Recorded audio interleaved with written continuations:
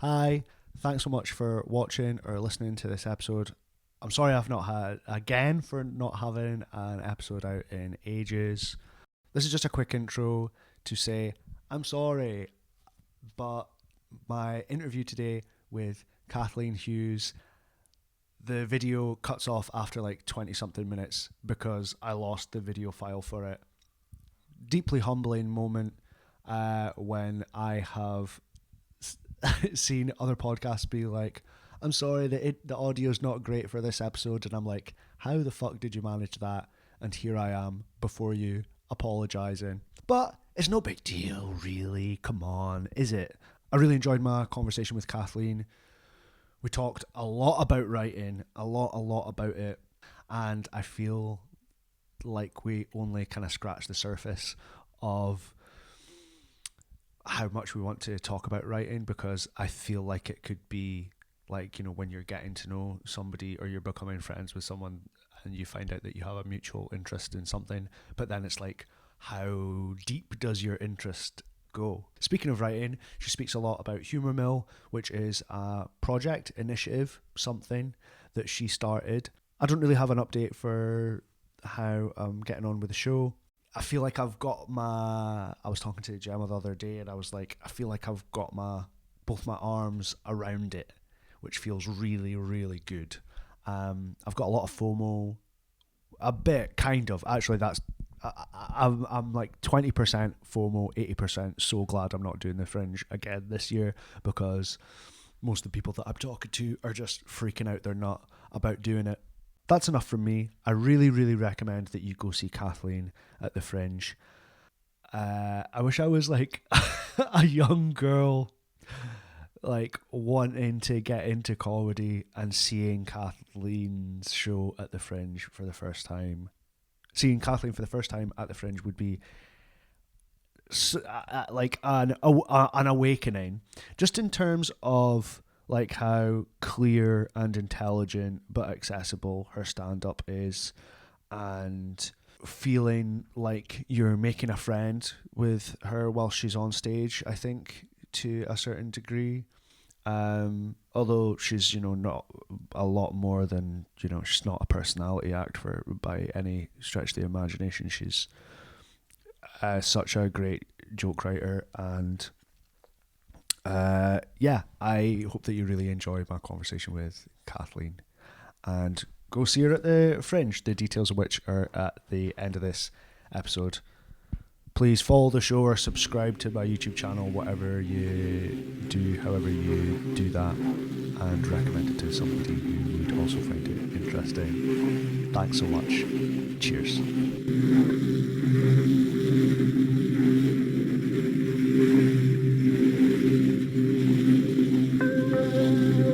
My name is John Agasild. I'm a stand-up comedian living in Glasgow in Scotland. But I haven't always lived here. I was born and raised in Aberdeen in the northeast. I'm working on my next solo stand-up show, and I found myself writing and talking a lot about both of these cities. So I wanted to interview some other comedians about their hometowns, find out what they're like, why they left, why they stayed, and what home means to them. This is the Welcome Home podcast. When is your birthday? September. Oh, that's when my mum's birthday is. Is she a Virgo? Yeah, she is. Yeah. Very much so. I will cut this out, but no, very judgmental. Keep it in. And all right, that's fair enough. And judgmental, and like just a bit, I don't know. Just like No, bit, go on. I don't know, maybe a bit like, well, that's not how I'd do it. Sort of. Is that Ouch. Is that a read? Yeah, no, but it's completely fair. I remember Sorry. That's all right. I shared something. My friend had tagged me in something for my birthday, and I shared it on Instagram. And you replied, and said, and I quote, "You being a Virgo Libra cusp makes so much sense." Really? Yeah. I mean, and you just told me what you like, think about Virgos, so that's. I say that like I know what I'm talking about. I thought you did. I told Ryan, and I was like, "Well, John learned I feel like I kind of astrology." I feel like I kind of have I've been told enough. Yeah, conversational astrology, not applicable. What's your sign? Libra. Libra. And I'm a Taurus rising. Okay. Yeah. Do you know your moon? No. No. Fake then. I think it's also Libra. Okay. I think there's like a lot of Libra in my chart, I believe. But I know it's Libra, Sun, Taurus, Moon. No, Taurus. Yeah, Taurus rising. My brother's a Libra, and he's very. Are you conflict avoidant? Yeah. Yeah. Very conflict avoidant. Flirty. I'm not. But like very like conflict avoidant, which is it's horrible. It's horrible. Wouldn't wish it on my worst enemy, ironically. But truly, but it does suck. But you know, people are like, oh yeah, like care about my appearance and stuff like that. But maybe a bit like gossipy. Is that another Libra? I don't know, but trait? I don't mind that. Like I always, I think gossip is maligned. Maligned. Yeah. What does maligned mean? It means it has. Me saying so confidently, this might not be right. I think it's earned an unfair reputation, and I guess sometimes on purpose, because I think gossip is a lot of women saying that guy's a creep. That's you know? That's one in the pro column for gossip for sure. Yeah. So I think it just in general, like, I think if you're not being hurtful or mean about someone, then gossip is fine. To vent with your loved ones in private, for sure. Yeah, that's a good point. It lets off steam so you can deal with the situation in a more like compassionate way when you're actually in it. Yeah. I think that whenever I'm having like a bad time with stand-up, there's two things that I do. There's one thing that I used to do, and there's now another thing. One thing that I used to do was listen to, what was it? It was Ellis James tell a story about him doing a very early gig at a wedding that went really badly, that always cheered me up. But now, if it's like a patch where I'm kind of like, oh, what is this? What am I doing? Then I like to watch the Gary Shandling documentary. Have you ever seen that? No. It's a documentary that Judd Apatow made about Gary Shandling, because they were very close, and Judd Apatow just like got all of his notebooks and just like read through them, and but there's one thing that somebody says in it, in the talking heads, and they're like, he hated gossip. And I'm like, that is so classy. Yeah, absolutely. For somebody, for somebody to say about you when you're dead that Kathleen hated gossip. Hated gossip. No one would ever say that about me.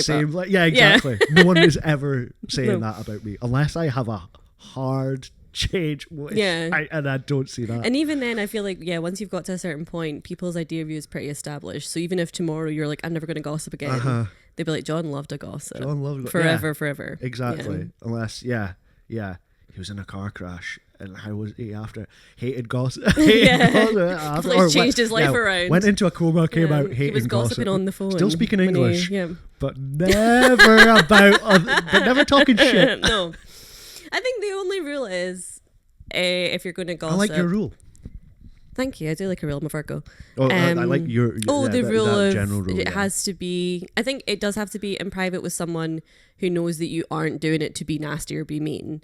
You're just kind of venting about the situation or trying to like wrap your head around it. And I also think you can only say things that if someone heard about it and came to you and said, I heard you said this, you'd be able to defend your position. Because you can't gossip and then someone comes up to you and you act like, well, I didn't mean that. What is it? You need to be like, yeah, I did think you were being kind of unfair, but we've talked about it now and it's fine. Hence why it's such a cross for me to bear to love gossip and be hate conflict. Yeah, I know. You're so brave. So brave for that. Yeah. Well, thank you so much for coming. Of for joining me today.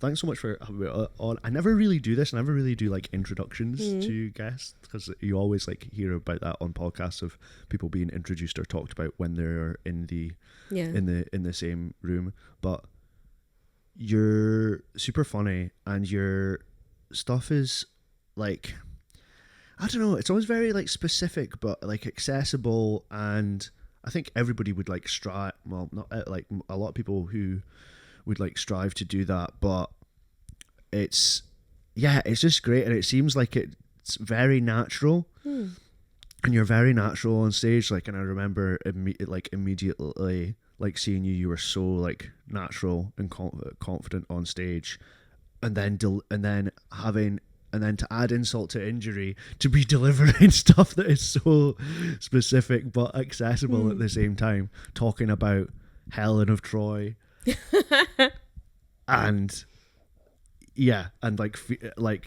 relationships between women, like camaraderie between women, and I was just like, wow, this is really good stuff.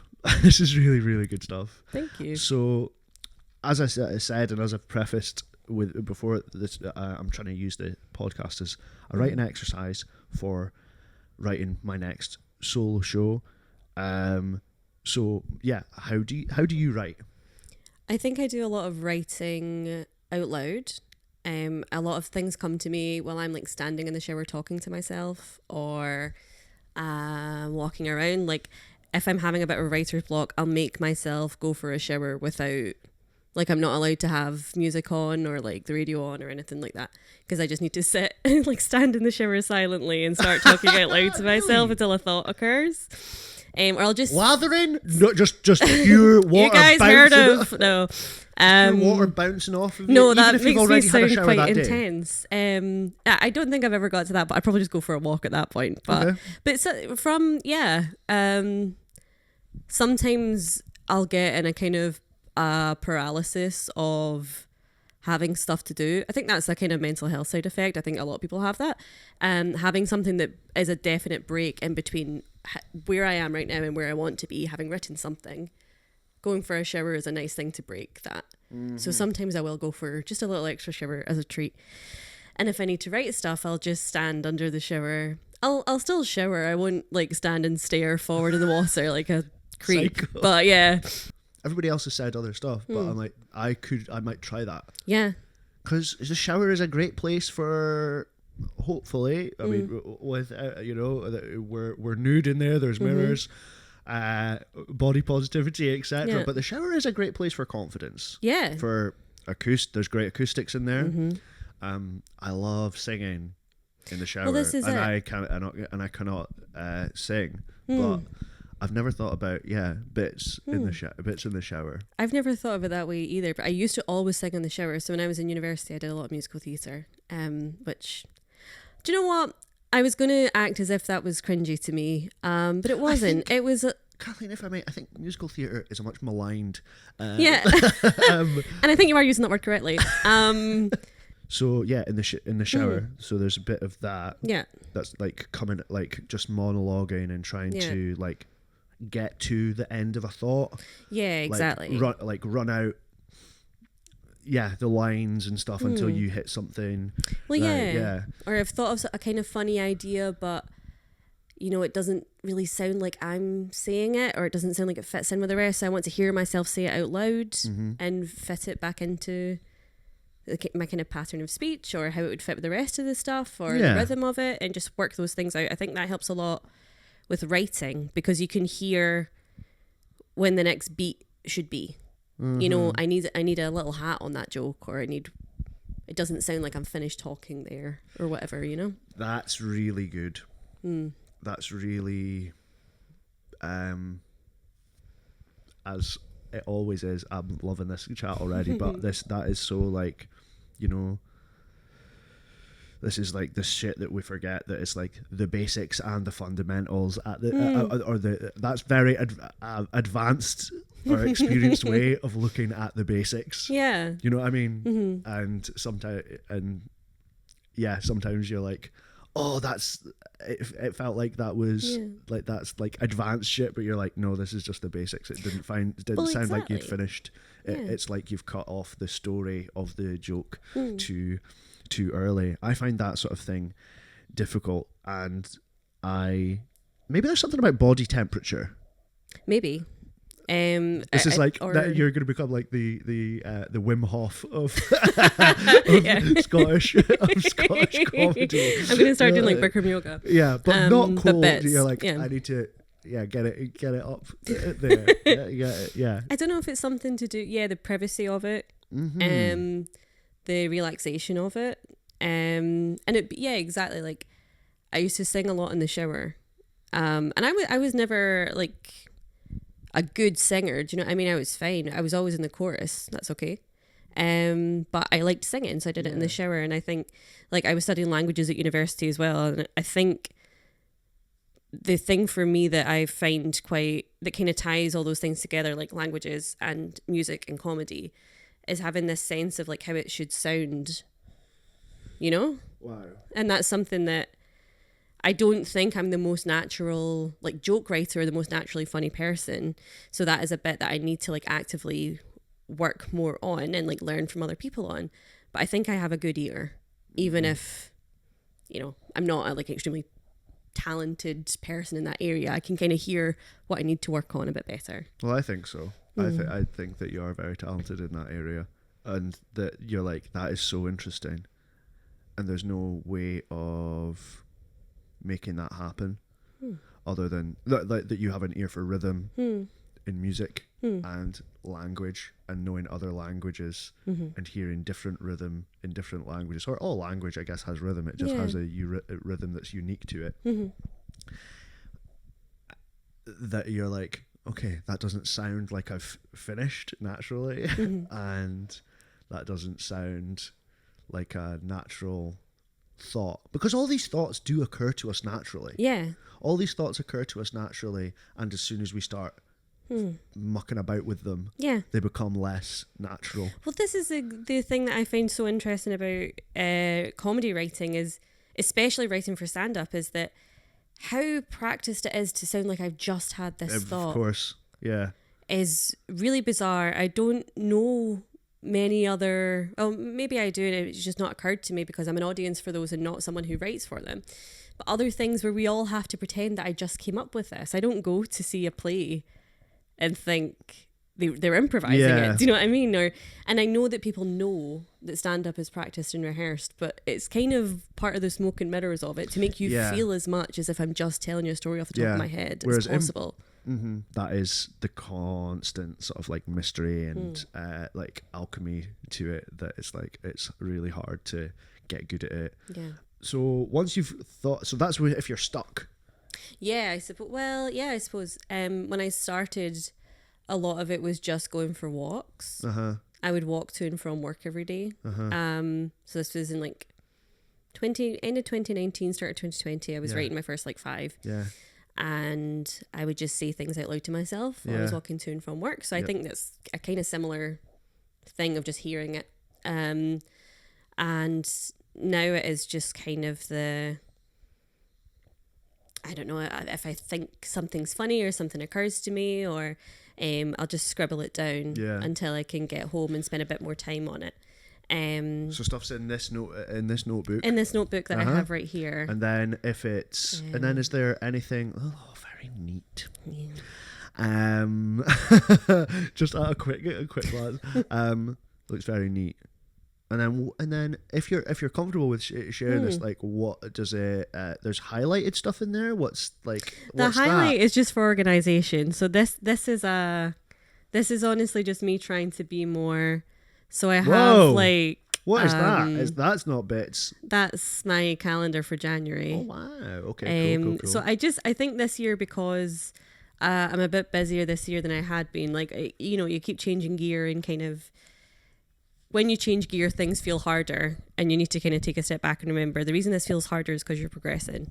And I was getting super stressed by it and not enjoying the fact that, if you're getting more offers of gigs and you need to write more stuff and you need to write to briefs and things like that, that means that people have seen you and think that you were able to do those things. Capable of doing that, yeah. So I just decided to get a lot more organised to kind of feel less impacted and stressed about it. Well done. That's really good. I think it's, But but is there,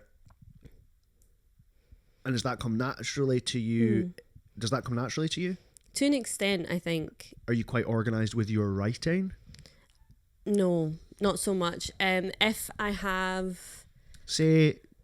let's say, for example, let's play this through as an example. Okay. Say you're stuck with a bit about mugs or whatever. Yeah. That you go in the shower, talk it out, find it a bit more natural, then it's getting written down in here. The end of it is getting written down in there, and that's where it ends. Is it all pen and paper? No, I think I'll take my favourite mug bit and then do it at a night and see how that feels. And then now it's and let's say this mug bit isn't cooking now. Yeah. Then Exactly. what happens? So Then sometimes, like, part of maybe this is why I like saying things out loud, but I like the feeling when you're on stage and you say something that wasn't really going to be included and people laugh. So you think, oh, right, cool, I should find a way to tie that in now. Then you can go back to the drawing board and season it a little bit and kind of build on it. It's good. I like having a structure. I know what the joke is. I know how they all tie together. I like as well, like I started doing this quite early and I found this quite a satisfying thing to do. All of my like bits, I would categorize them. This is very like, see now you're saying it, I guess it is a bit, maybe this does come to me naturally, but I would categorize them into like, this joke is about sex and relationships, this joke is about family, this joke is about being a woman, this joke is about whatever, so that I could... When you started out, you were doing this? Well, not fresh, but like when I started doing like weekends and stuff, I thought, right, I need to get more organised. So I could put like... That's natural though, I think, because then you're like, well, this is a chunk about this. This is a chunk about this. This is you're like, well, my boyfriend and I, you know, because my parents, blah blah, because my family, and you know, I'm a queer woman, blah blah. That's perfectly, but that's extra like good to be like, this is a chunk about this, because you could be fucking staring at this stuff for ages, and then you're like, oh, those two things are related. It's just so that I could put them like one after the other. Like, so this is the... Do you know what's really scary in a psychological way? The only example that's coming to my mind is be like, well, this one's about family and about sex, which is not...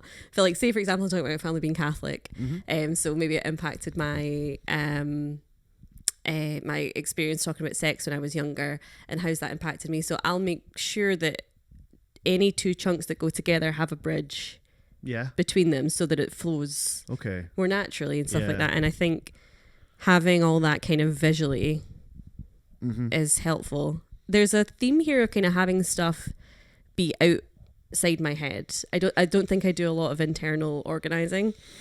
I like to hear it out loud. I like to see it written down. I like to organize it like visually, physically.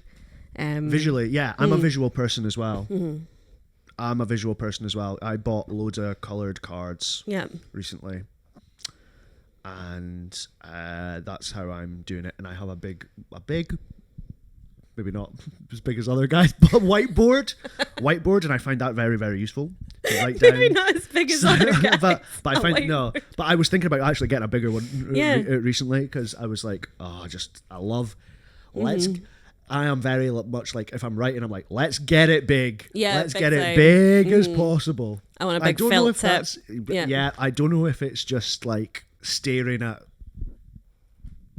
blackboards, whiteboards, interactive whiteboards for,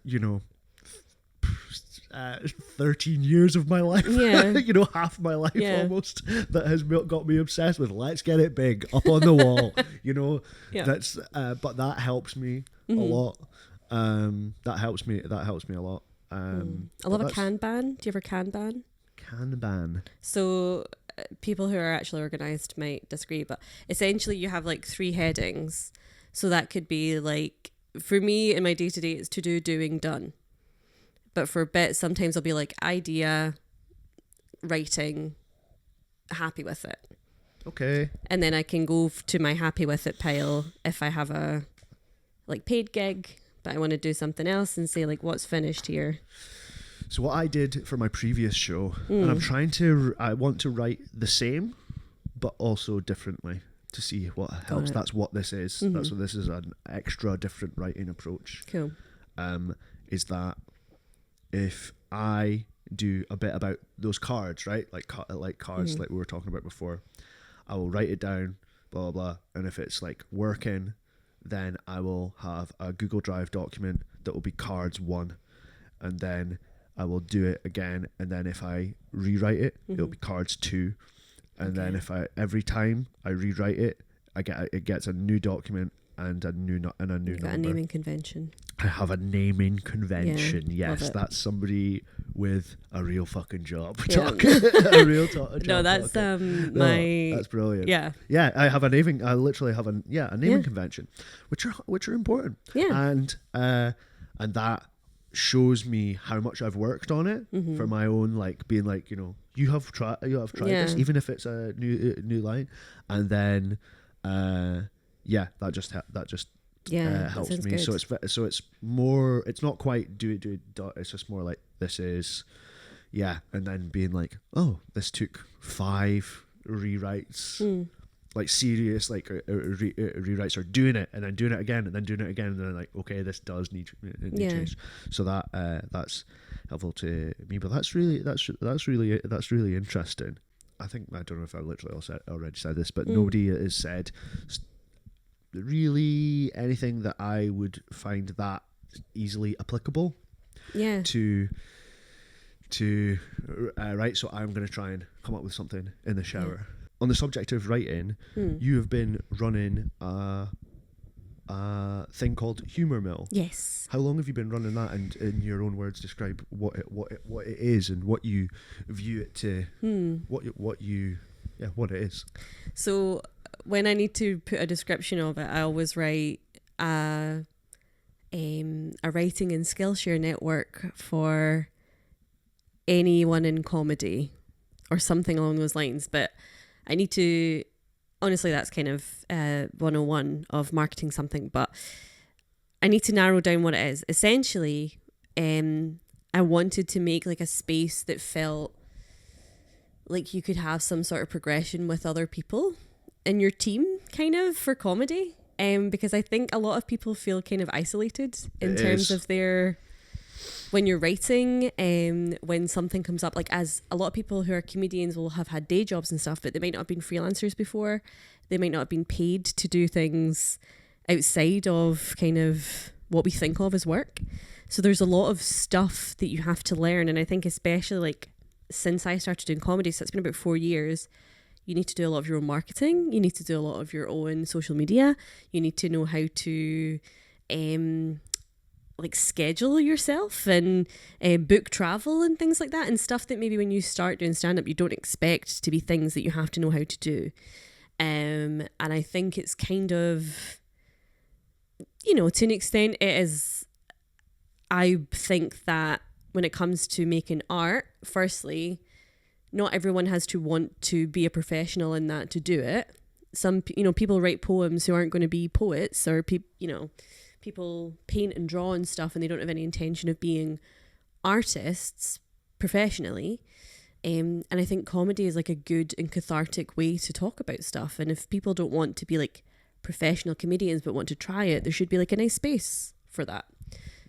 Absolutely. And people who do want to, become comedians or become comedic performers in any way and grow a bit more, I kind of have a belief that the toolkit you get to do that should be kind of available. And then the stuff that you make is based on your ideas, the work you put into it. Yeah. So yeah, I started in January 2020, and then obviously COVID happened. So a lot of my first year was online. Yeah. So I didn't have that period where you kind of learn what to do at gigs. All the extra stuff, like who do you talk to when you go in? How do you say I'm here for the gig? Like, right, yeah. You need to time yourself, all this sort of thing. Yeah. I was like one of those lockdown babies that don't know how to socialise, but it's comedy. Mm-hmm. And I've always kind of been a person who's okay asking a daft question, or what really people are scared will be a daft question. So I actually messaged Christopher MacArthur Boyd because he had been celebrating in the bar in Tevia after I had my So You Think You're Funny final. He and Steve Buchanan were there, quite merry, and just kind of introduced myself to them, and I said, oh, it's really nice to actually meet you and stuff. And They were so friendly and so nice. So I messaged CMB and said, can I buy you a coffee and like pick your brain? Because I don't know how to do comedy. I only know how to write jokes. And he said, yes, absolutely. And he met me for a coffee, and I asked him stuff like, if people book me for a gig, do I have to come with new material the next time? And he was like, no, they booked you because they like that material, do that material. Yeah. Wee things like that you just have to learn. Yeah. I think I principally saw it as like a writing workshop, but it's like that shouldn't be like a struggle as well to know about those things. That shouldn't be a struggle to learn those things, because learning how the art is enough of a struggle, and that will test you enough. Not being like what do you say when you turn up at the gig and stuff like that, when that's so much of the others. I'm so stressed about like other stuff at gigs that it's like, if I get to focusing on like what I'm gonna do is I'm probably 50% or like less that that is really, really helpful. And there is I think it is definitely maybe like a generational thing of people like, why not help each other out? Should everybody be going through like a difficult difficult thing?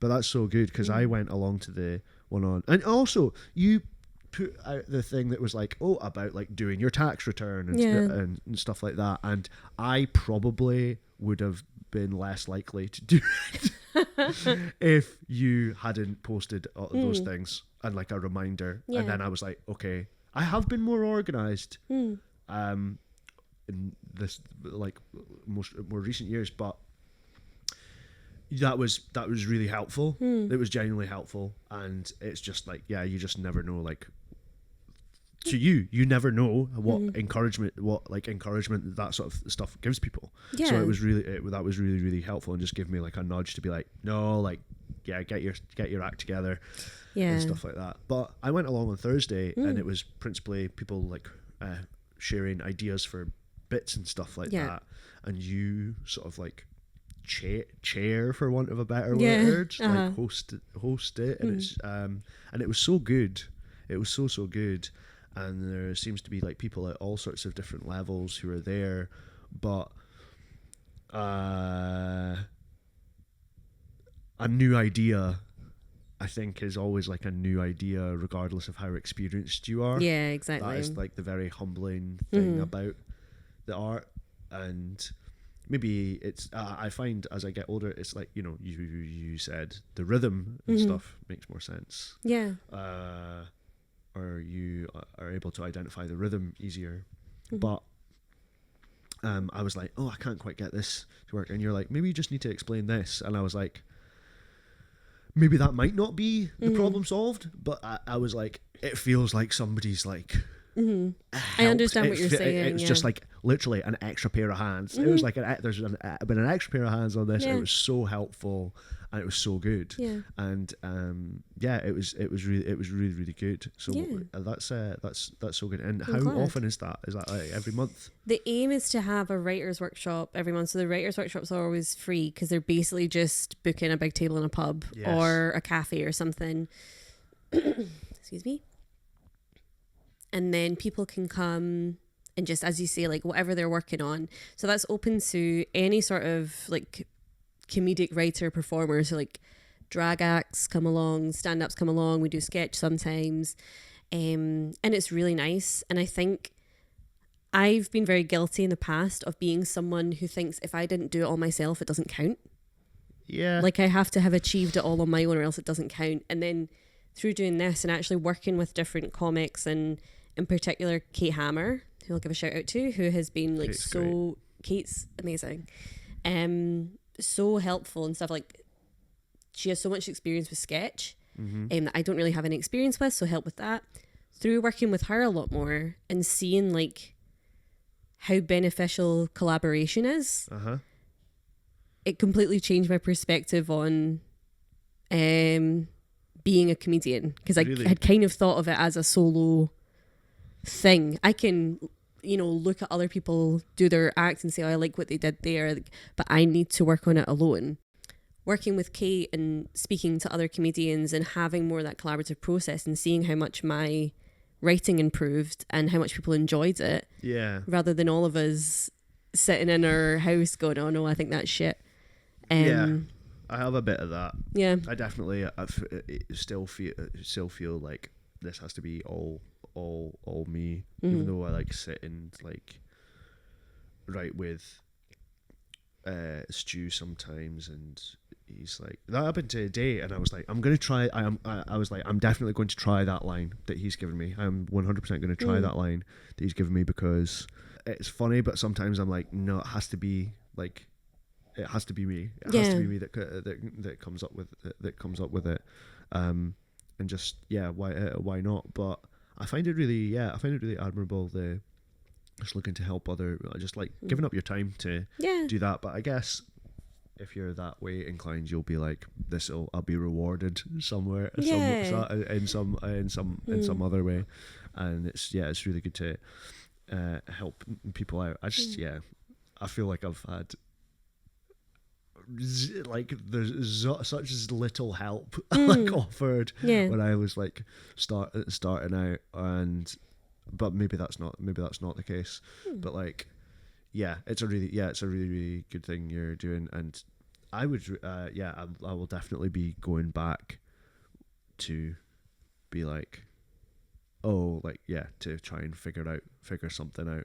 Yeah, definitely. cool. It was really good, and you were so good at helping people like through like unpack like what they're going for and stuff like that, and what they're trying to achieve. With the bit, very much. I was like thinking, even like this is like jokingly saying this, but I say it with love, trying to be like the Miss Honey of Scottish comedy. I fancied her quite a bit, so that's such a compliment. Because you were talking about a routine, and then I was like, Miss Honey, and I was like, oh, Catherine's like Miss Honey of Scottish. Be like the Miss Honey of Scottish comedy, but she might be in that list. Yeah, that would be good. You're talking about maybe, maybe I don't know. Yeah. But if you said that you fancied it, I did. Is it all like sort of characters from Roald Dahl, but like is it all like sort of super femme Roald Dahl characters that awaken? Well, I think this is a very strange thing to say, that you've I feel like I've painted myself into a corner saying this, but I think for a lot of queer girls who were just a bit strange, maybe neurodivergent girls, which I don't know if I am, but I think I know a lot of women who have a similar. Matilda in general was a real eye opener, and Miss Honey was just the cherry on top. You know, she was there. Yeah, it was like, and also you're gay. So she was fun. But yeah, I love doing it, and it is. I know there is kind of a lot of the opinion that part of becoming a comedian is having to figure these things out, but I think it's very strange because it's antiquated. Yeah, I think so. You don't in other professions say to your supervisor, oh, I'd like more training on that because I don't know what I'm doing, and they go, well, figure it out. Yes, exactly. It's just, if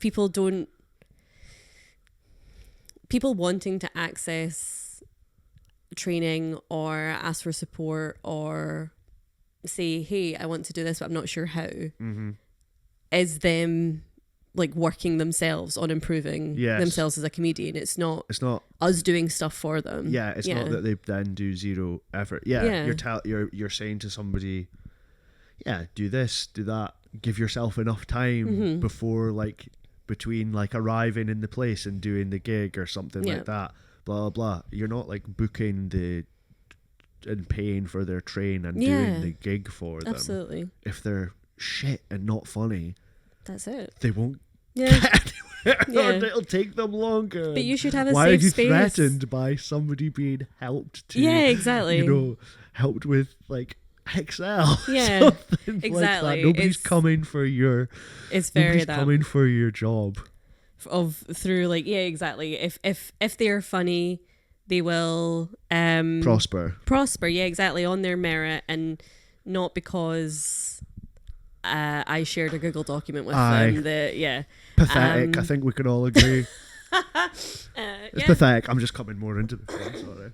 No, gosh. right, Jesus Christ. We have talked about writing and stuff, right, and stuff like that. So, no, I'm just like, I'm annoyed at my own poor timekeeping. Sorry. So, I think that also, you talked about you doing that and helping speaks from you, like, working in a third sector background as well, probably, where you're just, like, working a nice sector, whereas, like, it's like comedy's like the private sector, it's dog eat dog and stuff like that. It doesn't have to be. No, it doesn't. And also, we're all making art. Like, we know that it. Trying to write something that is like genuine and good, and also funny, and that people find relatable, when you feel really isolated and bad about yourself, it's just not going to work to me. So it's hard. Yeah, I think that's what I was thinking, that when you were starting to describe it, that your brain's literally being taken, space in your brain's literally being taken up with more stuff, because you're worried about, oh well, they've not replied to me, or like that sort of thing. So where were you born? I was born in Bells Hill. Okay. Which I think is where most people from North Lanarkshire were born. Really? In the 90s. Okay. Well, from my bit of North Lanarkshire. My parents moved in, and my big brother moved into a kind of new build, 90s new build, in the April. And I was born in the September. So this was in between Cumbernauld and Croy. Okay. Closer to Croy. But I spent a lot of time like in Cumbernauld. I'd be in Cumbernauld town centre every week with my dad. So I feel very like split between them. Of Cumbernauld. I feel very protective of it. Right, okay, yes. Okay. And what's Cumbernauld like? So it's kind of famous for being the ugliest place in Britain. Really? Yeah, it's so the Cumbernauld town centre itself has like won the award for ugliest building in Scotland like 6 or 7 times. And like they're going to change within a year just to avoid winning exactly. the award. Like, why would you come around the next year and be like, still ugly? Go somewhere. Yeah, it's really. I'm not even going to get off the bus. The judge is just like. I'm just going to assume it's still there. Keep going. So yeah, it's essentially Cumbernauld is one of the towns where during the 50s, when people were moving to Glasgow, one of the satellite towns that they built new towns, and this was this like kind of socialist utopia of good housing for people who were commuting to and from Glasgow every day for work. And one of the big things about Cumbernauld, the town itself, rather than the kind of outsidey bit, which is where I'm from, is that you can walk everywhere in it. So it's all underpasses and overpasses. It's a walkable, walkable city, or like probably like a very old version of like sort of 20-minute neighbourhood. Yeah, exactly sort of thing. Yeah. That's great. Yeah, that's awesome. I think that's good, but it's not very good looking, not very charismatic, but it's home. No, do you know what? Actually, I think one of the reasons I feel protective about it is because I did genuinely have like a very nice childhood, and a lot of things that were part of the school I went to was very close to my house, and Same. So we lived near Croy, which most people will be familiar with from going past Croy. Going through Croy, yeah. Yeah, on the train line between Glasgow and Edinburgh, it's like Bishop Briggs Lindsay Croy. Mm-hmm. And Croy is essentially a miners' village. Right. It's one big main street. Okay. And it has a church and a school and a miners' welfare. And that's kind of it. And a train station, obviously. Mm-hmm. And it is, I think, the most Catholic place on earth outside of the Vatican. Why did you say that? Because I honestly, I think there was maybe one family in our school who weren't Catholic. Was it a Catholic school? A primary school, yeah. Okay. Catholic school right beside the church. Cumbernauld, no. It's called Holy Cross Primary. I feel like I'm doxing myself. Right. Holy Cross Primary beside Holy Cross Church. What do you think people are going to go back and like dig out your reports? Yeah. Your parents' evening report? The time capsule that we did in primary 4. They're going to dig it up. Yeah, like she was here. They're going to dig it up too early. Not enough has changed. Not enough time has changed. But it was. I really genuinely think like this is a nice town, nice community. And my family's Catholic as well, so we went to the church, and my parents still go there. They're still friends with a lot of people that we met through church. And when I go home at Christmas, we have the the carol service that I still go to. It's great, but lovely. I do think that this going to school in this village contributed to my anxiety as an adult, because when I describe to you. Right, so Holy Cross Primary School is here. On this side, there's a train track. Across the main road, there's a quarry. Over here, there's a golf course with big pylons in it. So we had people coming into the school like monthly, showing us those scary videos of like kids playing on railway lines. And then he'd leave, and the next week would be like, kids drown in quarries. And then he'd leave, and the next week someone else would come in and be like, if you touch a pylon you'll be killed instantly. Yeah. And it's like it prepared me for the outside world being so much scarier than it is. Like I thought I was going to be struck dead any moment, because it's like there is like a snake pit. Threat is on your doorstep all the time. East, south, west. Yeah. So it's such a stressful place to put a school. Yep. Apart from the church being apart from the church. Yeah, that was fine. That's safe. That's safe. That's safe. Well, apart from walk through the graveyard and then get through death to the church. Yeah, the church is also on like a hill. It's very old school. The highest point in the village is this church. So yeah, it's like a very noise. It feels as like well. Noise as well, which does contribute to stress, pulmonary pulmonary heart problems and stress. Wow. And you describe Croy as super Catholic just because it feels small, and there's just like more of like a singular sort of like sect. And I think so. And everyone knows. I mean, that's just small. Like if everybody knows everybody. But but everybody goes to the same church and. Exactly. Right. Okay. We had the yearly Corpus Christi procession. Are you familiar with the Corpus Christi procession? No. There is this. Lauren's Catholic. There is a lack of Catholic iconography in the house. Which that's all right. I did notice, but I'll allow it. Yeah. But there's some Irish stuff.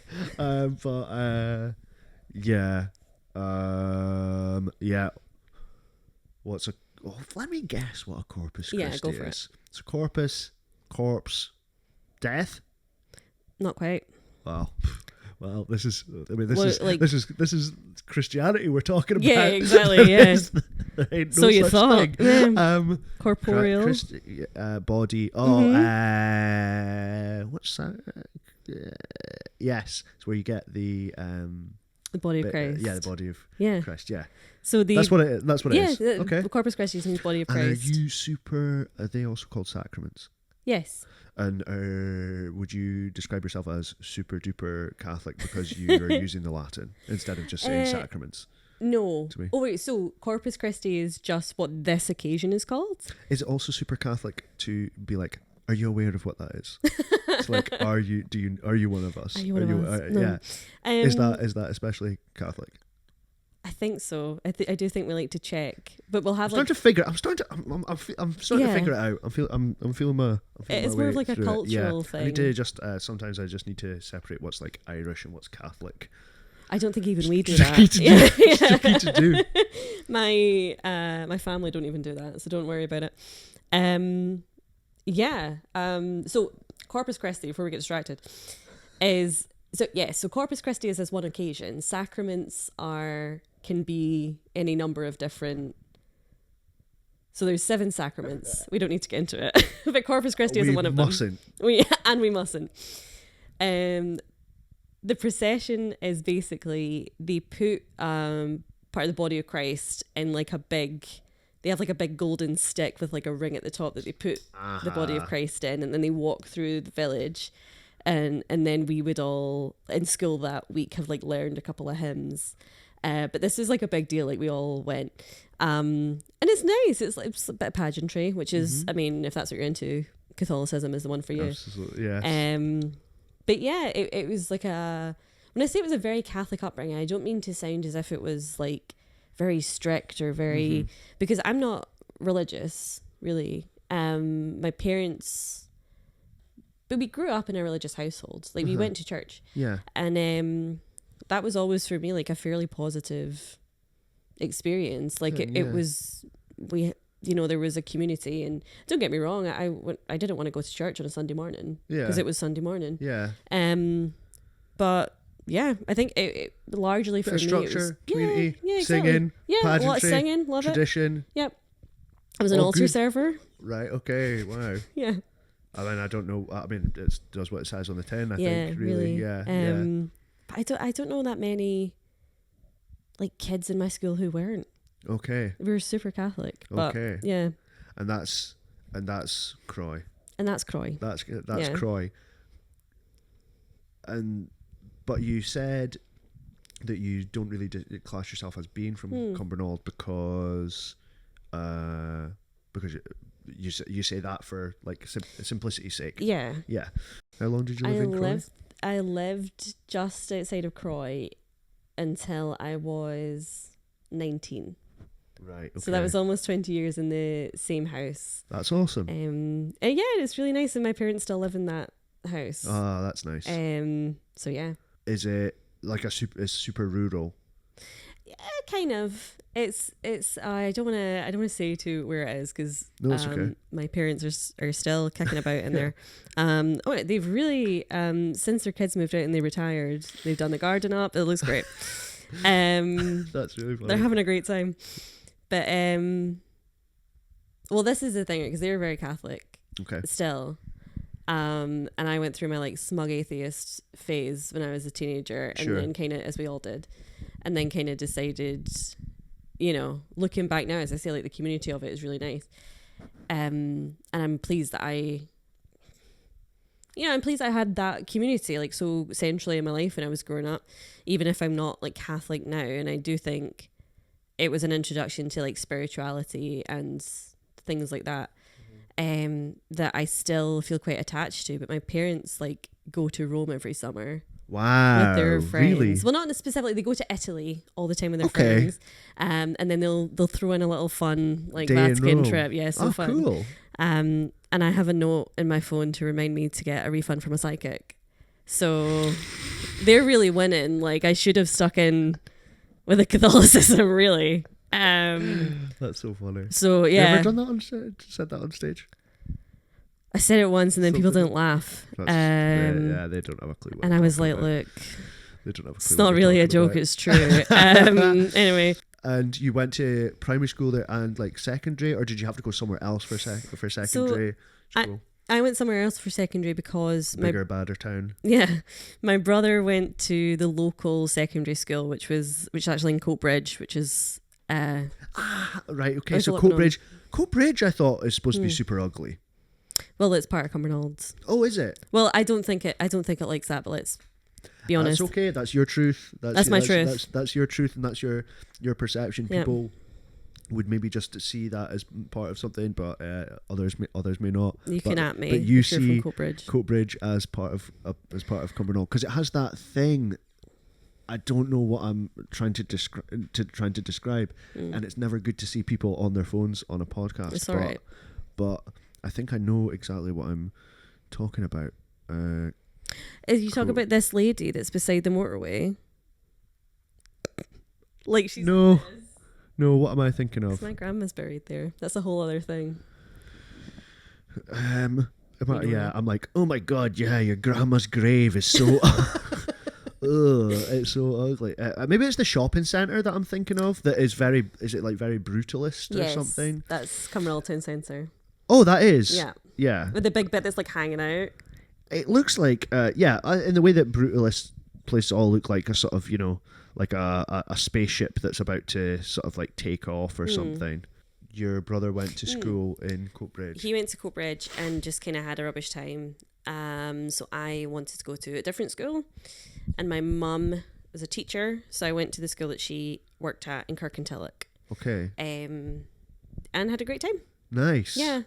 My mum and I got on really well. We would drive into school every day together.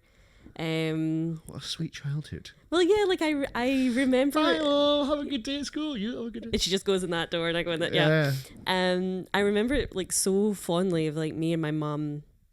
We would have like a little playlist of songs and we would listen to them in the car and she would drive home together. And sometimes like there'd be because I was a real like goody two shoes at school, I was always doing like after school stuff, or if we had like a late night, there was an event on that I was helping out at, we'd like get McDonald's on the way home and all this. And this is so cute. It's cute. And everyone liked my mum. She's a really good teacher. You know when someone is doing a job and you're like, oh, thank God you found that job because you're. Yes. My mum's like that for teaching. Yeah, and teachers as well because some are so shit. Yeah. And yes, that's great. Yeah. What does she teach?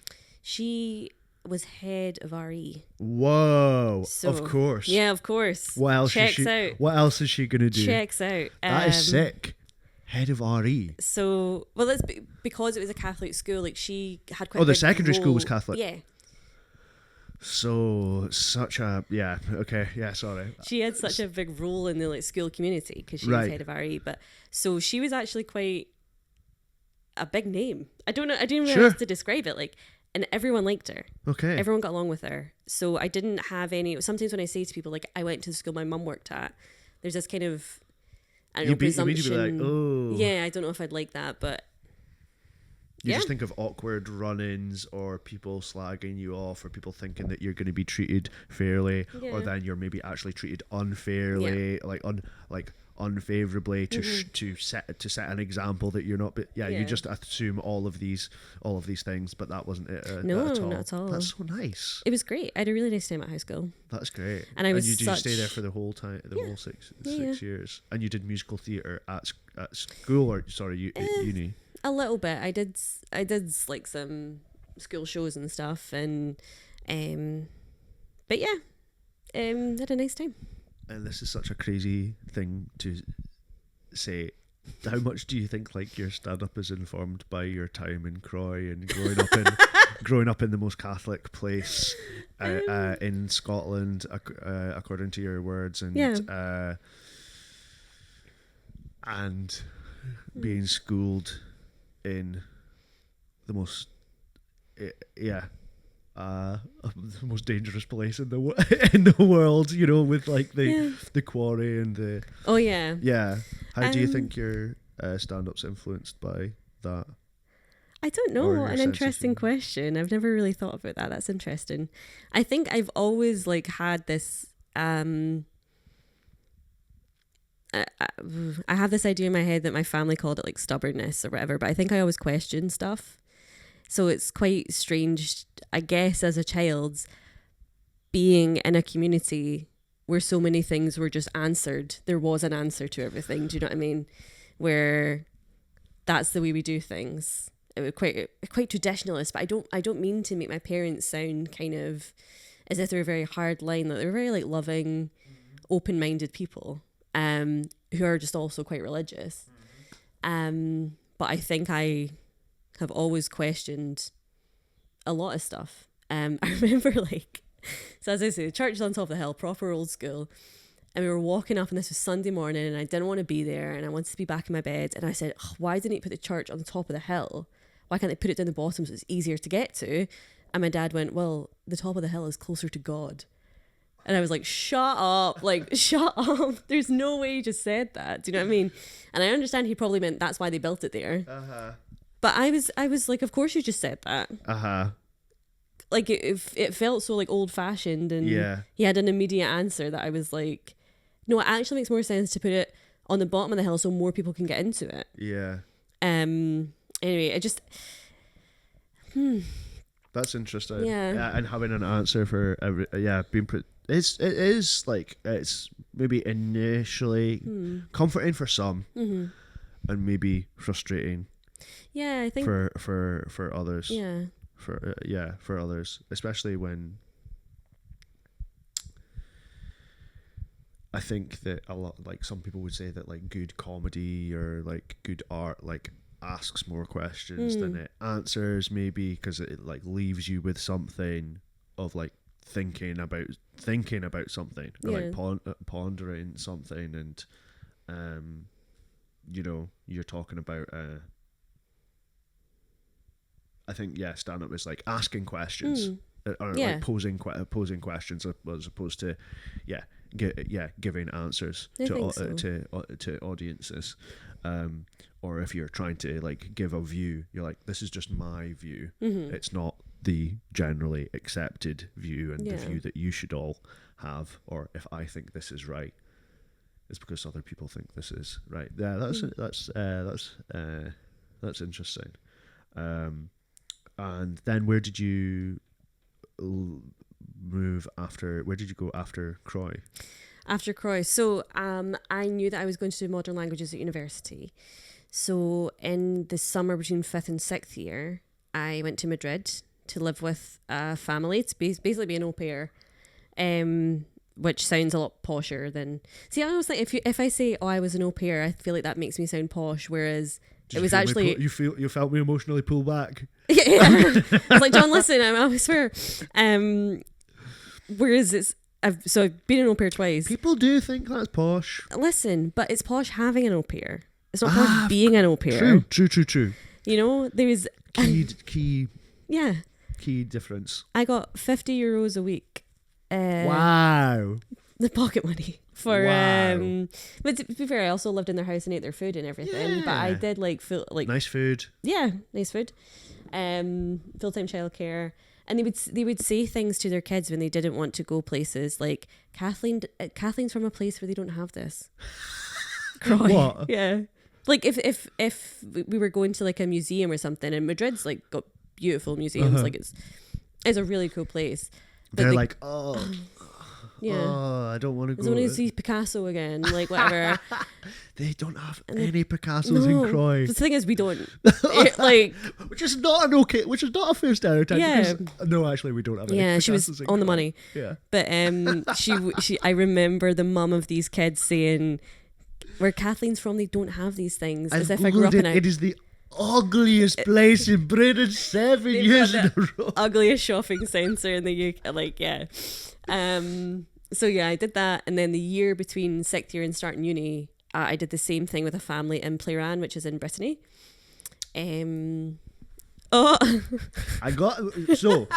Crucial difference is on this episode. You were like, would it be helpful for me to tell you everywhere that I've lived? And I was like, yep. Yeah. And then I was like, you said Brittany, and I went, I'll write that down. So we are gonna play. Where do I think Brittany is? Cool. I mean, I don't need the globe for this, but I love a prop though.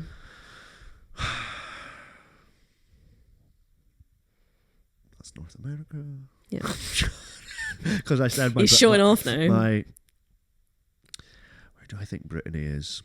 You know what? It's not big enough that they're putting it on here. Brittany. France. Yes, it's in France. It's the very like, and it's north... only Paris is on here. Yeah, you can just check that confirm, that Brittany's not. Brittany's not written on there. Confirmed. Brittany, France, of course. Yeah. Of so course. how was I know it well. Sorry, what's Madrid like? Madrid is really, really great. So I spoiler, moved there again during university for my year abroad. CC. And I really, really loved it. It's really beautiful. all these like big wide boulevards, like beautiful architecture, and there's so much history, and it has like this triangle of like the 3 best museums in the world or whatever. Yeah, sorry, I got very distracted because I was thinking about the pubic triangle. Anyway, yeah, I thought, where else is that triangle? It's not that. It's like, so they have one museum that is like all kind of more modern art, and that's where Guernica by Picasso is, which I don't know if you like. It's what is that again? That's the one where like when they bombed Guernica during the Civil War, and it's like black and white, and there's like horses and women screaming and stuff. Oh my goodness! Do you know what I mean? Yeah. It's God, I'd love to see. Enormous. That. It takes up like the whole museum wall. So it was like one of the only times I've been in a museum and been like speechless. Beside that is the Prado, which is they have like all the Goya. You know that meme that's Saturn eating his son? No. It's like a painting of the god Saturn eating a body. Oh wow. And it's become like a meme where people put it on like mugs and say, "Don't talk to me till I've had my son." Which I love. Funny. But all that's in there. It's just like a really cool city, and my mum says this, I could have eaten myself with a spoon. I was so obsessed with myself. If you were your own son, you'd I eat could yourself. have eaten myself if I was my own son. Really good. Yeah, like I was just, the first time I was there, I was 17 maybe. And I just felt like the coolest person in the world. But why wouldn't you? Well, exactly. Like I was in like a big new city. I was learning Spanish so I could like do stuff for myself. You're in Spain, lots Catholicism big there. Yeah, big there. So you're like, I feel I'm right at home. I know what I get these people. Yep. And you're learning. You did Spanish at school then, did you? Yeah. So at university I did Spanish and French. Right. So that was kind of, I knew I was going to do that. But when you were 17 in Madrid, you're just like, just picking it up and just picking it up and walking around and speaking conversational Spanish and probably doing pretty well. I think so. Doing pretty well, yeah. So I think that was like, when I think of, I mean, I'm still in my 20s, so I don't want to sound too like, when I think of my youth, that to me is like the epitome of that like teenage arrogance that feels great. Like you could not, arrogance is like too negative a word, but like I felt completely like I was the cleverest, most beautiful person in Spain. Yeah. And you could not, and I'm from Croy, you could not tell me otherwise. I mean, I just felt great about myself, and I think that was like one of the first times that I'd you're exotic. Felt that. Yeah, exactly. You're exotic. You're interesting. You're from Croy. You're exotic to these Spanish people. Yes, to these Spanish people, and you're probably like, at 17, you're probably I'm probably one of the 5 people from Croy who's actually been to Madrid. Actually ever been. Who's actually been to Madrid. So that's pretty amazing actually what I'm doing, and no, that is awesome. I mean, I thought I was incredible for living like a half-hour bus journey away from my mum. Like when I moved away from my mum, I'm like, don't think many people have ever done this before. Lived in a town centre and then had to only get one bus back to their mums to have dinner sometimes. That's awesome. And so then you went back to uni and then were in Brittany. Yeah, so excuse me. When did you move to Brittany? So Brittany was in between school, the summer between school and starting uni. And I lived with, to clear out the timeline, the summer between 5th and 6th year I went to Madrid. The summer between school and uni I went to Brittany. I lived with this family that were so odd. They were I was going to say they were really nice. I really liked the kids. There were 4 of them. Just looking up Brittany on Google Maps. That's all right, go for it. So It was really, really beautiful. They were like a very active family. We'd go on hikes and stuff. They lived near the beach. They wanted to show us everything, which is really nice. They had, this is the maddest thing I was ever going to say to you on this podcast, I think. I stayed downstairs in what was like a converted garage, I guess, but they'd made into like a nice wee guest room. That was all good. The kids went to school during the day. They were still in school at this. I don't know why they didn't hire a nanny for when the kids were done with school, but they're the ones with the money, not me. So I had very little reason to go upstairs. I went upstairs to get something one day, where all the kids' rooms were, and there was a drawing on the wall, just like a piece of paper, sellotaped to the wall, with the outline of like a badly drawn horse, but like the four legs beside each other. Do you know what I mean? Like clearly a child's drawing of a horse. Instead of being coloured in, it had human head hair sellotaped to it. Isn't that the scariest thing you've ever heard? So scary. How scary is that? That is so scary. That's basically all It's I an remember. A4 piece of paper. An A4 piece of like printer paper. And that's quite a lot of hair. Yeah, they taped human hair to the horse to colour it in. You just visibly shivered, yeah. They also... Were you like... yeah, exactly, just checking is also there. Yeah, they were like an interesting family. The kids were sweet. They wanted to, apart from whoever made that horse ransom note. Mixed media. Yeah, mixed media piece. Horse and mixed media. I can't believe that I've not thought about that in years. This podcast goes all sorts of places, doesn't it?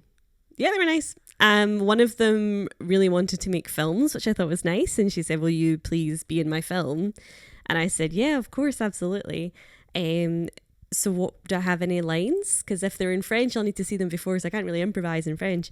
And she was like, you'll have a couple of lines, but you're the forensic detective. How old's this child? She was about 14. Okay. Oh, yeah. Yeah. But you'll have a couple of lines. you're a quiet forensic detective. We'll do it on the night. Like, don't worry about it. The body that I was discovering was her little brother, who was 11. And they had like a little pond area in their back garden, and I was going to find the body floating in this pond. Right. And I was like, but you can't put, I nearly said the kid's name, you can't put him in the water as if he's drowning, because he might drown. He might actually drown, yeah. And the parents were like, no, it's fine, we're here. So I had to watch them like act out. And I was like, if like something happens to this child, yeah, big time. And all right, okay, are you ready, Pierre? Deep breath and action. And she was like, no, put your head in more and all this. And I was just like, if something happens to this child, it's crazy. This was also the summer of like 2014. So they would say things like, oh, c'est trop swag ça. And they would say all these like swag and epic and Poland were like things people said. So like they all saved up their money and got a trampoline, and they would bounce on it and be like, oh, tu es pwned, là. What does that mean? You've been pwned. C'est trop swag. That was like all summer. It was bizarre, but it was nice. The weather was great. Yeah. Big. I just want to say LMFAO. Yeah. Just like, yeah. Big LMFAO energy. Yeah. So it was really, really bizarre in retrospect. It was fun. Because sometimes, and please elaborate on this or say that I'm wrong, the French have impeccable taste. Yeah. Most of the time. But sometimes terrible taste. The worst taste when it comes to like British or American stuff that they like think the lamest stuff is really, really cool. Yeah. I don't want to make sweeping generalizations about the French, but please do. I have a degree in the French, so I will. Yeah.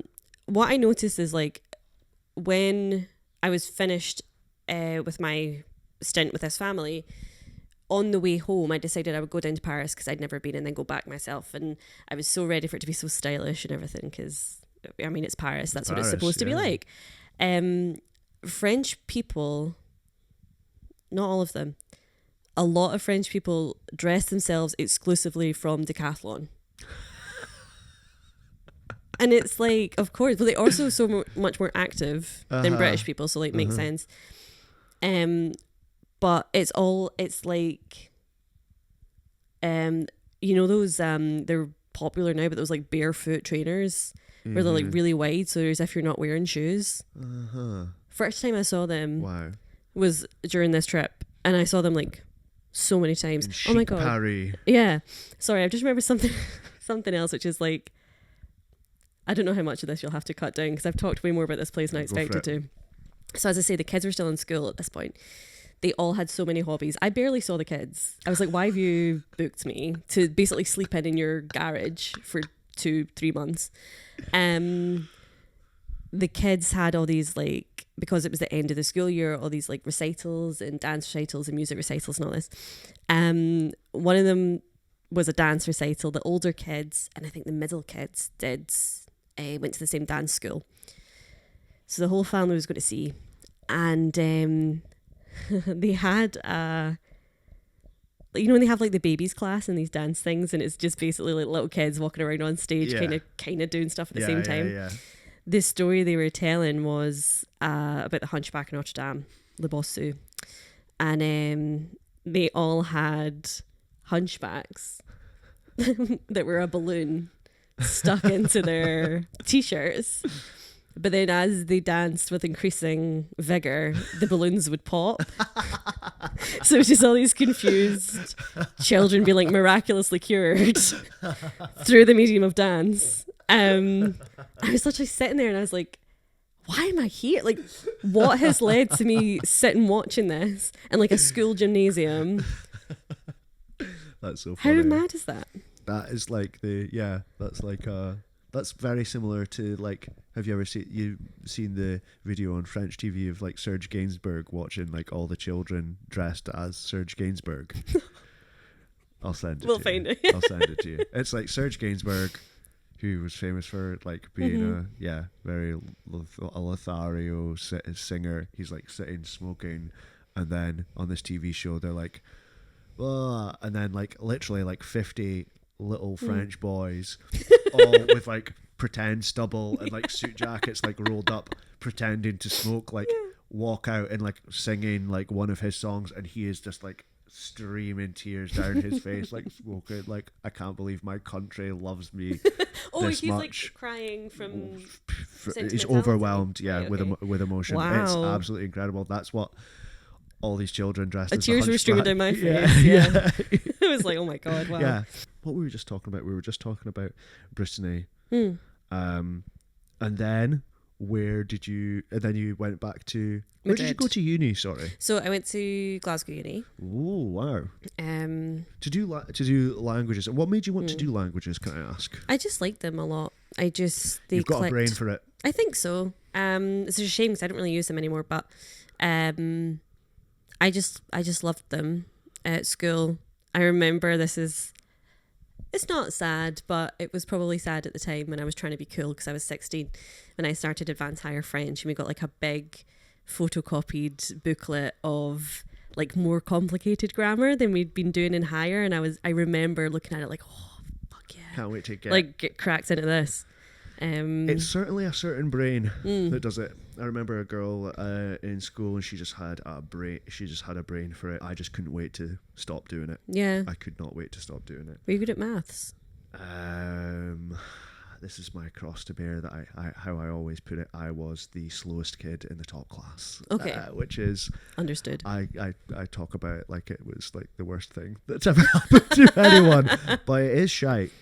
It's a weird feeling. It is shite. Yeah, were you good at maths? No, so that's because I think quite often people are one or the other. The reason I bring it up, in my hires, I got 4 A's and an F. And the F was maths. Like, they couldn't even give me a D. I like wrote my name on it. That's, in a way, what was that? Was that like, or were you just like, see? It's not working. Big time, yeah. It's never gonna work. Because I had a tutor. I'm not thick. Yeah. It's just never gonna work. That's just not the way my brain works. And I'm studying and I'm working really hard I am not gonna get the maths Vindicated ever. by an F. So yeah, it was just like my brain just clicked that way and not that way. So I thought, well, I'll do that at uni because at least I know I like that and I enjoy it. Yeah. So whatever happens after, fine, you know. And there's always other languages. Yeah. There's other languages to try and Yeah, exactly. change it up or like make it more interesting maybe. And they all have their unique quirks and stuff. I just find like gender's very difficult to like. I was just like, come on, like can we like I don't want to like learn out like Yeah. that I'm getting it wrong by that For no reason. Yeah, but then that's not how languages work. Yeah. You can't just learn coffee in like another language and they're like, well done. You know what I mean? It's like, it's actually how the language works. Yeah. It's not like, I'm just like, no, I am just going to speak like in English, but the words will be German. Exactly. No, that's not I'm how not it going works. to change the grammar in any way. Yeah, the grammar. Yeah, Yeah. that's it. So, but that's cool. So you did Spanish and French. Yes. I did German as well for a year. But I did that. I was like, how hard can it be? I speak languages. And then they started pulling out like the dative, accusative case and all this. And I was like, Whoa. I wasn't as committed to learning German. I wish because I don't really use French and Spanish anymore, but we do have German friends. So we see quite a lot. Oh, really? So I fucked it. But yeah, that's what I did. Did 4 years of German. I'm doing. People probably do this to you, which is probably annoying. No, that's all. But being like, oh my god, I have Duolingo. And you're like, yeah, I have a degree. What are you? We are not the same. If anybody knows this, why is the bird on my home screen looking so sad? Is that dependent on my performance? I think it may be. Jesus. When was right? I don't know if you can see how sad he looks, but John showed me. He looks like he's. He looks fucking miserable, like dehydrated and like. But I had a 7-day streak. I mean, I'm not performing well in a current 14-day streak that I've attempted myself. I am doing. I'm also doing 2 languages, which is so ambitious. I am doing French and Scottish Gaelic. I wanted to Gaelic. I started doing Irish, and then Lauren was like, "Why are you doing that?" And I was like, "I don't know." Is Lauren Irish? Yeah. Okay. And Brussels is in. Do I have to get the globe out again? It's not in Belgium. It is in Belgium. It is in Belgium. That was a trick question, Kathleen, and you did very well. Very It smart. is in Belgium. It is in Belgium. I've been to Belgium. Yeah? I've been to Ypres. Okay. Was that a school trip? Yes, it was Classic. a school trip. Yeah. History, battlefields trip. Yeah.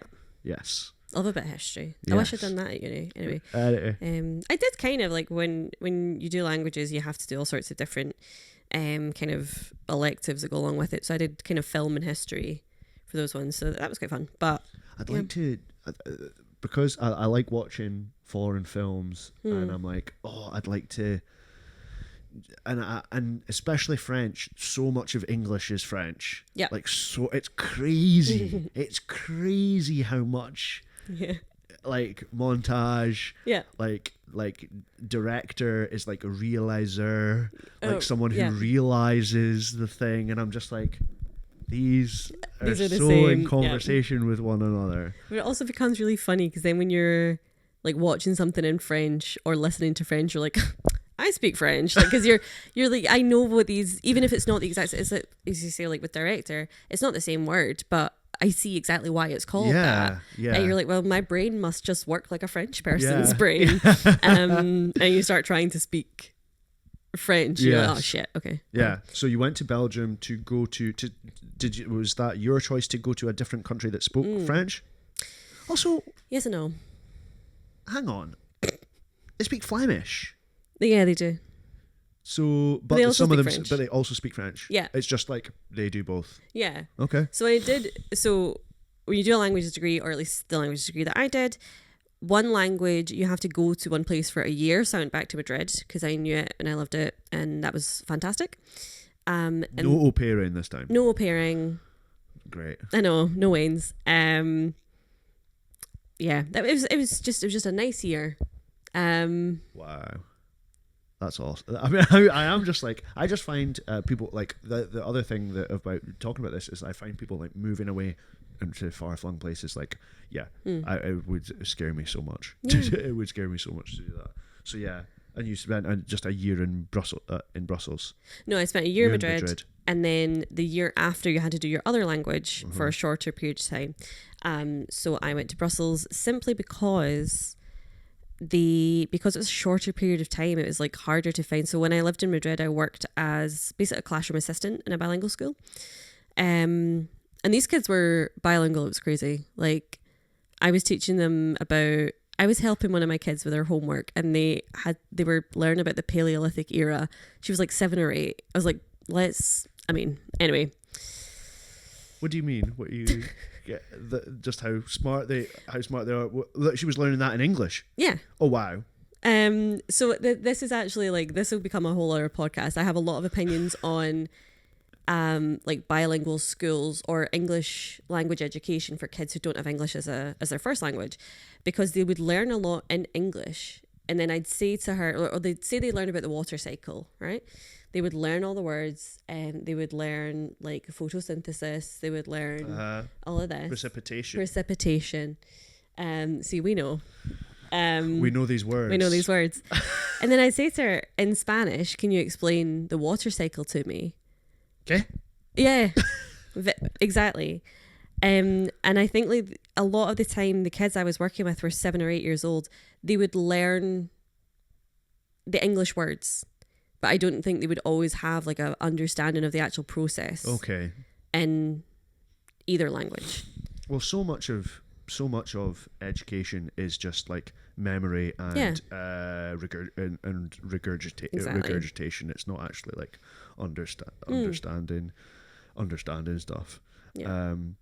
And what's Brussels like? I mean, Belgium, I barely remember. Like, well, actually, I remember going around a lot of like countryside on a bus and just like going to fields where people are just making their money from just digging up shit from the First World War. Yeah. And good luck to them, I guess. And Tintin. Yes. And Tintin, of course. Yeah. I mean, I don't think everybody in Belgium can just like make money off of Tintin, but like they certainly try. Oh, do they? Really? A lot of t-shirts, you know. Right, okay. Fake like bootleg Tintin. Yeah. Wow. Oh my god, it's a drag act.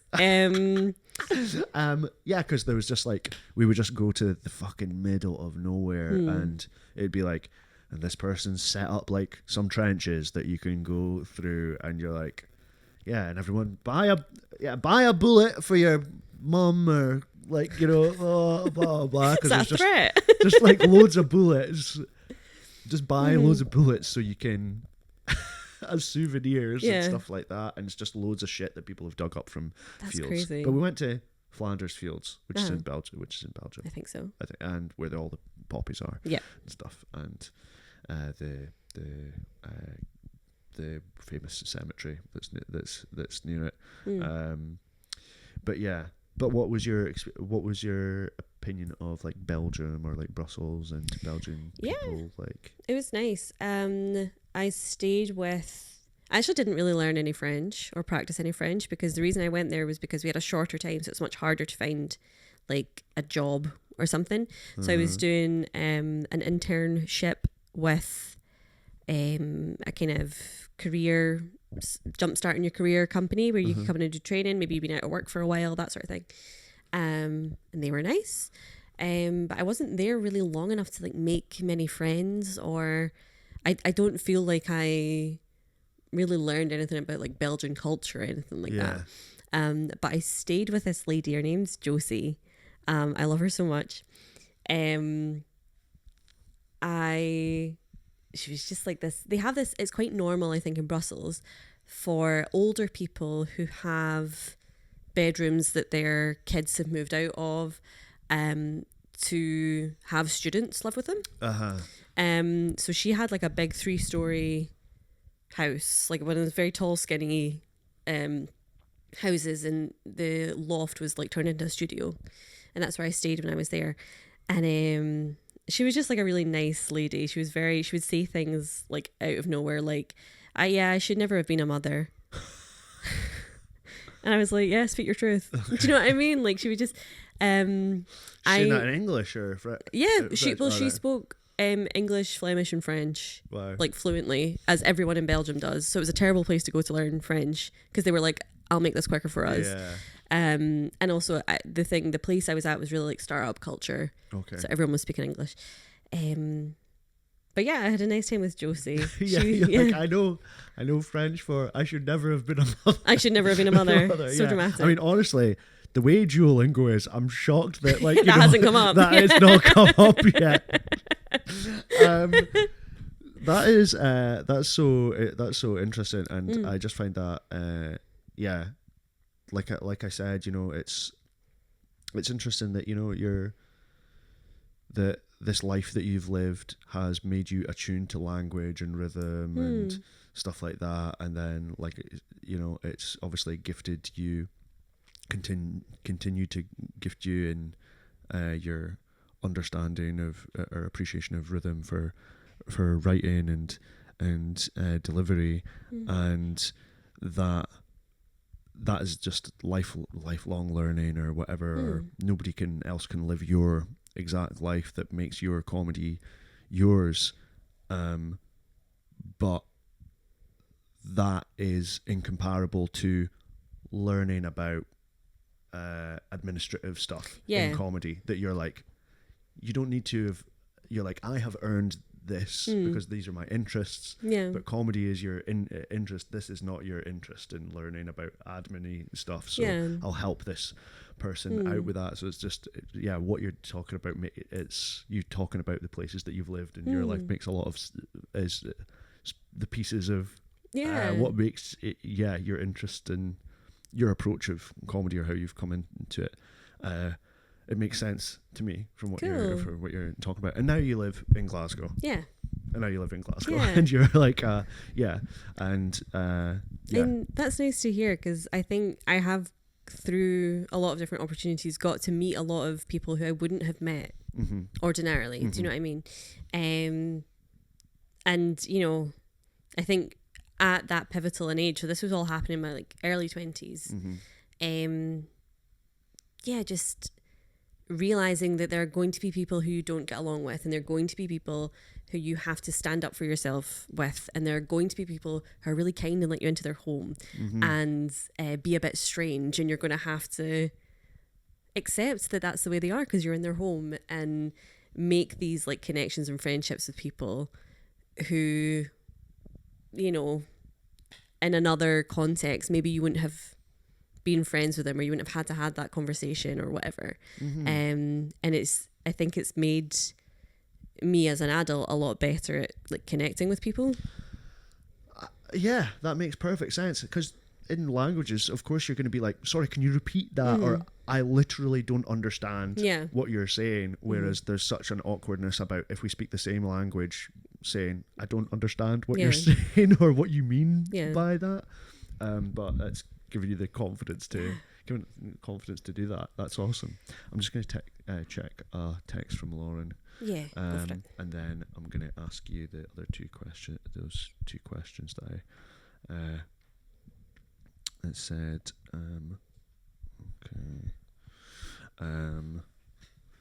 Lauren's going to leave soon. So what would you describe as a home truth? My home truth is that I love Cumbernauld town centre. Yeah. Okay. What about it is that you love? I have such fond memories of it. So my job when I was in university, before I went on my year abroad, was at Cumbernauld Theatre, which is very nearby, which used to be like a cottage. And they converted it into this like community theatre. My big brother also worked there, and we kind of knew everyone that worked there, and he was friends with all the regulars in the bar. And it was a really nice job, and that was very close to Cumbernauld town centre. We would go, my dad would pick me up from my grandma's after school, and I think fortnightly, that would make sense, we would go to the library in Cumbernauld town centre. Nice. And it's just like, I remember us doing like kind of the same routine every couple of weeks. We'd go to the library.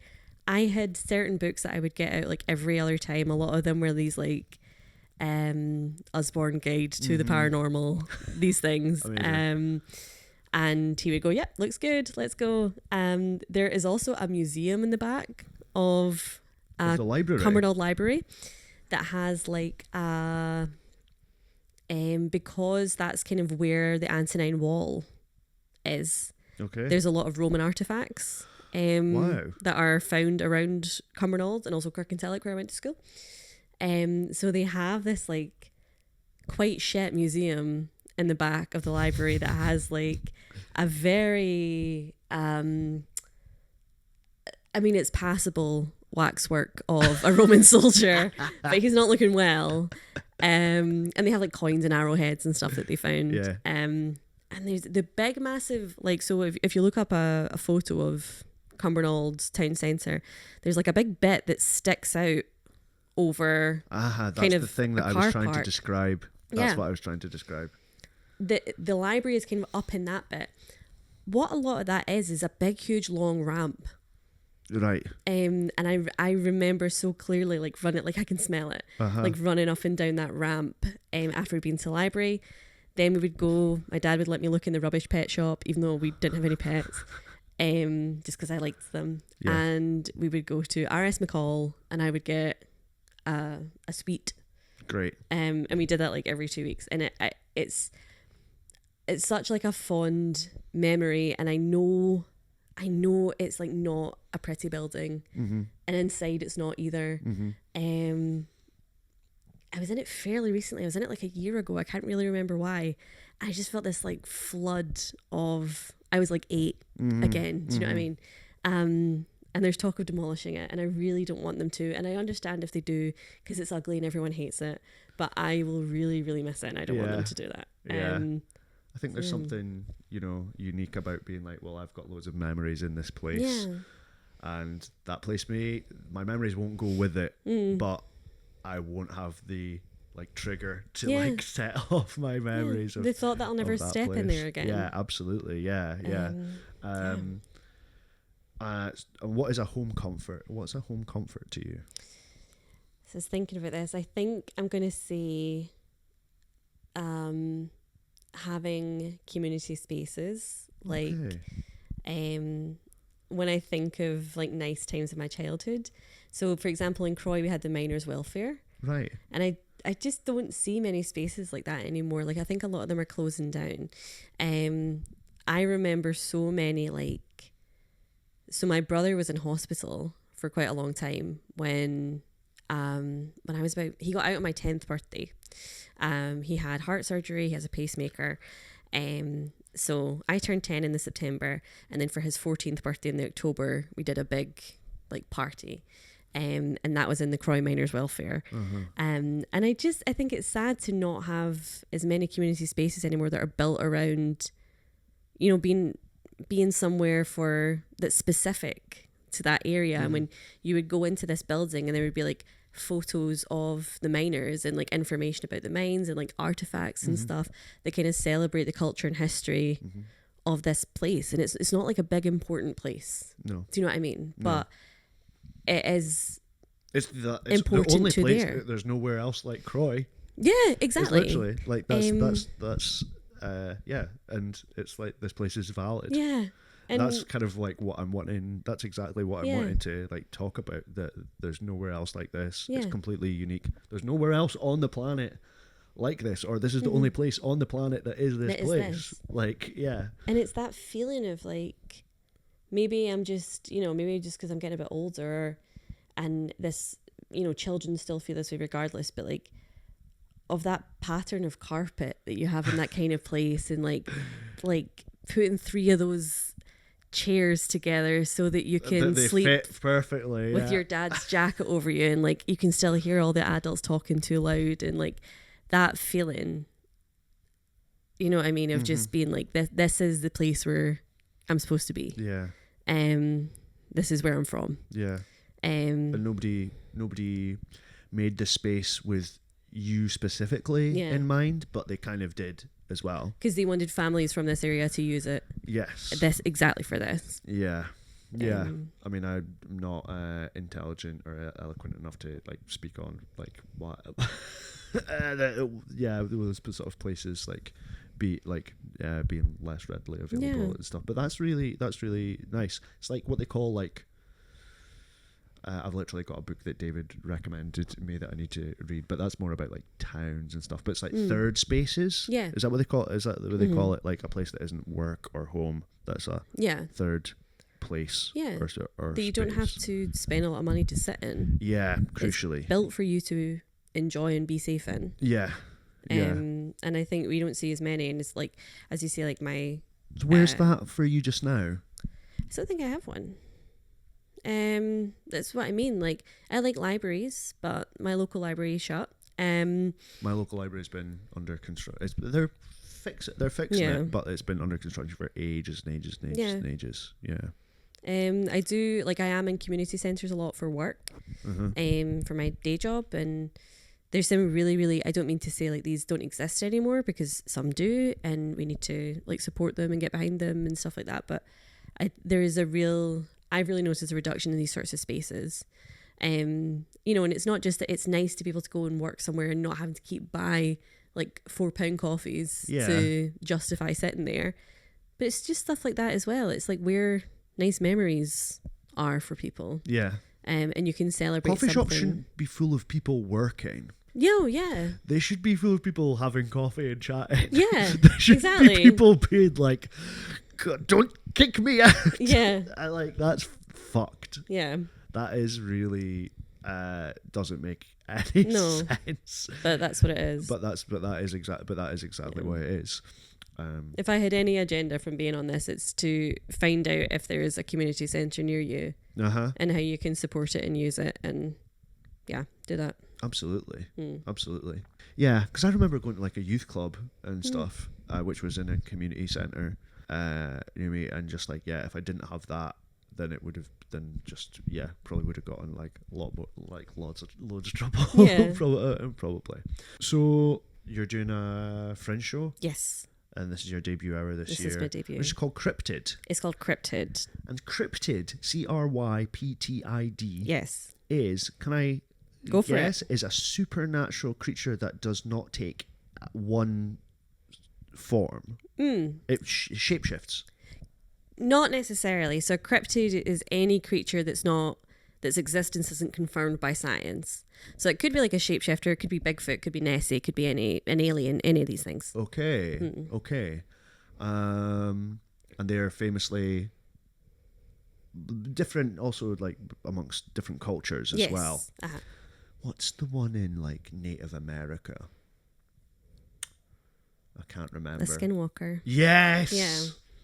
Yes, lots of like very fear scary. Of, like, listening to podcasts about skinwalkers just came back to me there when you said skinwalkers. Yeah. Oh my god! Did you ever listen to real life ghost stories? Right, I did. I do. I'm a big fan. This is maybe not for we this. We won't include this. Yeah. I messaged Emma. I emailed Emma and said, I have listened to your podcast since before I started doing stand-up. Your podcast is one of the reasons I wanted to write this show, because it's kind of about finding comfort in scary stuff or the unknown or whatever. I would love if you came. 2 free tickets, no questions. What, like this August? Yeah. Like, and it's yeah. I love being organised. I can send you press stuff, but that's not like a prerequisite to you getting these tickets.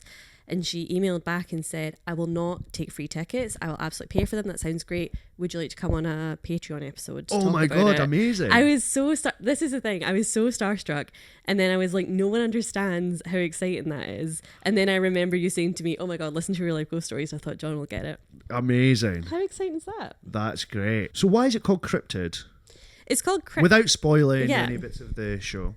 So it's essentially about, as I kind of mentioned earlier, when I was a child, I had this kind of obsession with anything kind of unknown or paranormal. I just loved it. And I still... To which there are no answers. There are no answers. Having a childhood where everybody's providing you with answers all the time. John, oh my God, right, yes, write that down. And it's... on the other side of that coin, I feel like I've had a lifetime of trying to fit into different identities, trying to be a certain person. Catholic, Scottish, queer. Yeah. But woman. yeah, well, like, kind of talking about human feminism when I was like young was like a very different thing, and you had to be a feminist a certain way, and then I felt like I had to be a queer person a certain way, and then realizing it didn't really matter what I was or what I thought I was, as long as I molded myself to what everyone else wants me to be, and just kind of do whatever they seem to be happy with. And it's about this kind of like flitting between identities and not having an idea of who the core person inside me is. And is the unknown really that scary, or is it something I want to fall back into more and just kind of get to discover who I am? I love that. That sounds great, and I love the title. And it's good that it's like a snappy, easy title that people are like, I don't know what that is. Yeah. It will put people off who don't want to know what it is. Yeah. And people who do know what it is will be like, I am familiar with that. I am interested in that. So it's a really good title, functionally, as well. But that's great, and I really look forward to seeing what that show is. That show is like. I mean, you can tell details audibly on a podcast, which I don't really know if that actually helps, but I will also like put the poster up Sure. or something. But where is it?